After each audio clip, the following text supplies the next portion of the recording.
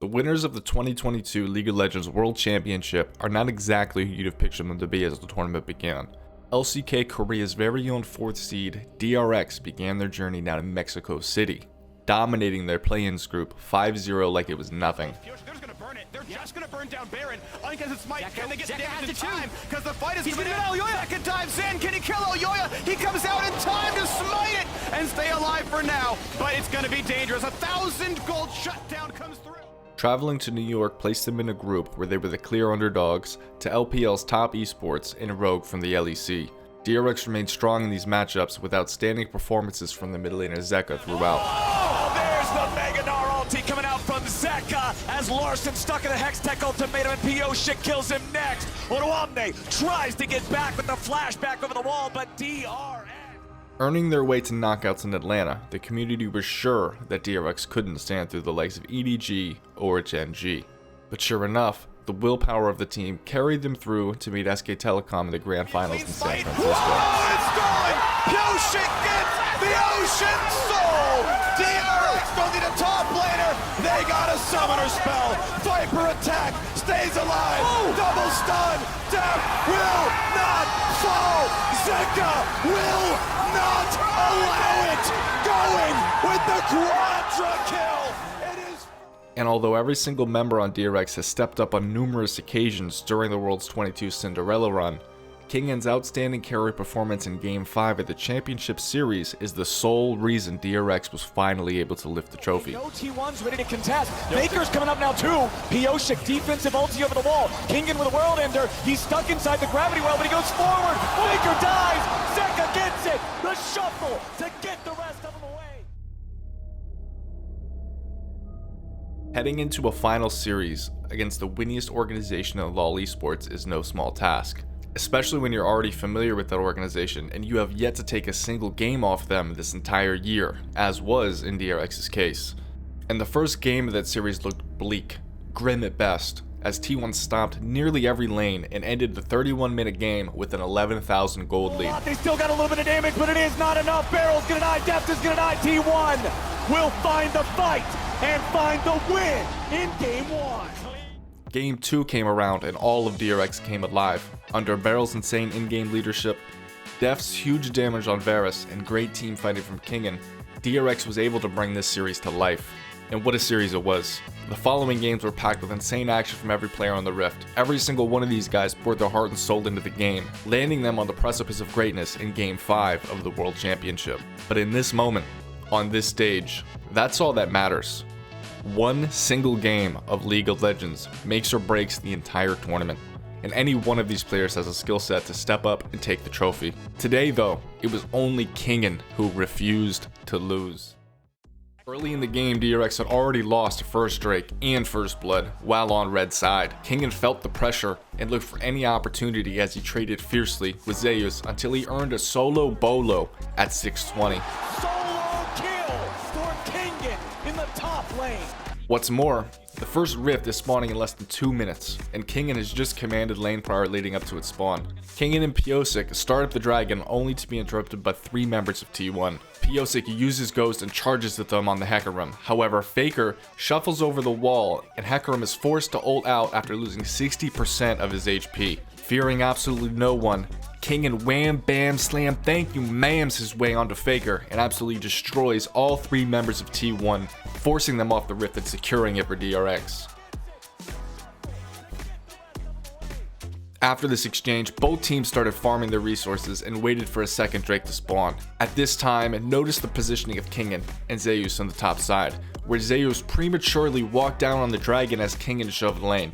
This forced Zeus back up into the top lane and gave a momentary 5-man advantage over T1 in the upcoming fight. T1 immediately recognizes and respects this and hand over the dragon for nothing at all, not even Kingen's TP. Then a huge fight breaks out over mid-outer turret as T1 siege for Prio right before the first Baron spawns. It almost felt as if these teams shook hands on this deal, that the winner of this fight earns the Baron for free. Well, it was the likes of DRX who came out on top of this fight due to the amazing flank setup they had in Zeka and Pioshik, and Kingen's ability to tank the whole team while still applying huge damage. And just like that, the game had blown wide open in DRX's favor. with a Baron gifted on their doorstep for free. Alive, and DRX is winning the fight. Shadow was still ready. Faker dies. Zeka goes in, and Carrier will die. 2-4 for nothing. DRX. But what happens next, I can assure you, would have most of us on the ropes mentally in our puny solo queue games. Only this is Game 5 of the World Championship. I cannot bear to imagine the elation coming from T1 as Gumayusi teleports back into the mid lane, charges up an empowered piercing arrow, and lets it fly to steal that Baron right out from underneath DRX.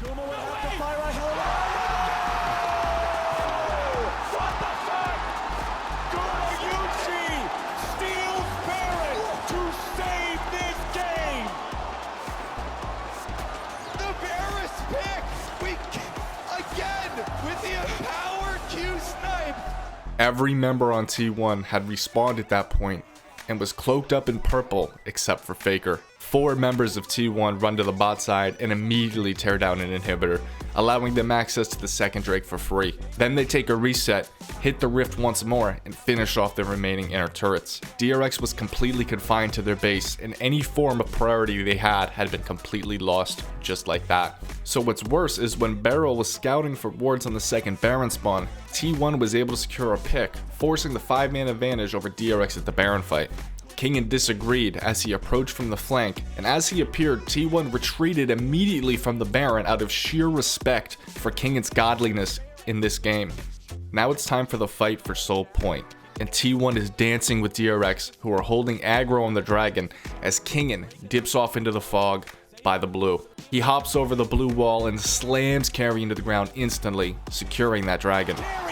Right when they need it most, but now he takes some damage back. He has to walk it off. The Drake's at 4K. A little bit of damage over the wall. Barrel's trying. Later then, Baron spawned, and Kingen was top farming as he found a pick onto Zeus in the top lane. Advantage here. Kingen doesn't find sweet spot on the Q3, but he's got backup.